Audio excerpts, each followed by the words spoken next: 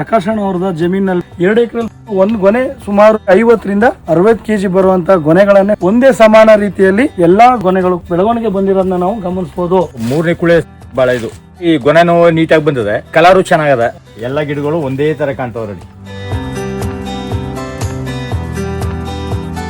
ಪ್ರಕಾಶ್ ಅಂತ ಗುಂಬಳ್ಳಿಯವರು ಬಾಳೆ ಬೆಳೆ ಸುಮಾರು ಹಾಕಿ ಈಗ 8 ತಿಂಗಳು 9 ತಿಂಗಳು ಹತ್ರ ಬಂದಿದೆ. ಒಣಿಕ ಬತ್ತಿತ್ತು ಮೊದ್ಲೆಲ್ಲ, ಬಾಡ್ಕೊಂಡು ಹೋಯ್ತಿತ್ತು. ಬರೀ ಚೀಲಲ್ಲಿ ಕೊಡ್ತಾರಲ್ಲ ನೋಡಿ, ಯೂರಿಯಾ ಕಾಂಪ್ಲೆಕ್ಸ್ ಪೊಟಾಸು ಬ್ಯಾಗ್ ಅಲ್ಲಿ ಕೊಡ್ತಿದ್ರು ಅನ್ನಿ. ಆಮೇಲೆ ನೋಡೋ ಅಂದ್ಬಿಟ್ಟು ಅಗ್ರೋ ಲೈಜರ್ ಅಂತ ಅಗ್ರೋ ಸ್ಮೈಲ್ ಡ್ರಮ್ಗೆ ಊದ್ಬಿಟ್ಟು 1 ಲೀಟರ್ 2 ತಿಂಗಳಿಗೆ ಒಂದ್ಸರಿ ಕೊಟ್ಮೇಲೆ ಡೆವಲಪ್ಮೆಂಟ್ ಆಯ್ತು. ಮೊದ್ಲು ಇಷ್ಟು ಸೈಜ್ ಏನಿಲ್ಲ ಅನ್ನಿ, ಈಗ ಸೈಜ್ ಆಯ್ತು ಇದು. ಆಮೇಲೆ ಎಲ್ಲಾನು ಪರವಾಗಿಲ್ಲ, ಡೆವಲಪ್ಮೆಂಟ್ ಆಗಿ ಅಗಲ ಆಗಿ ಸ್ವಲ್ಪ ಫೋರ್ಸ್ ಆಗಿ ಬಂತು. ಈ ಗೊನೆನೂ ನೀಟಾಗಿ ಬಂದಿದೆ, ಕಲರು ಚೆನ್ನಾಗದ.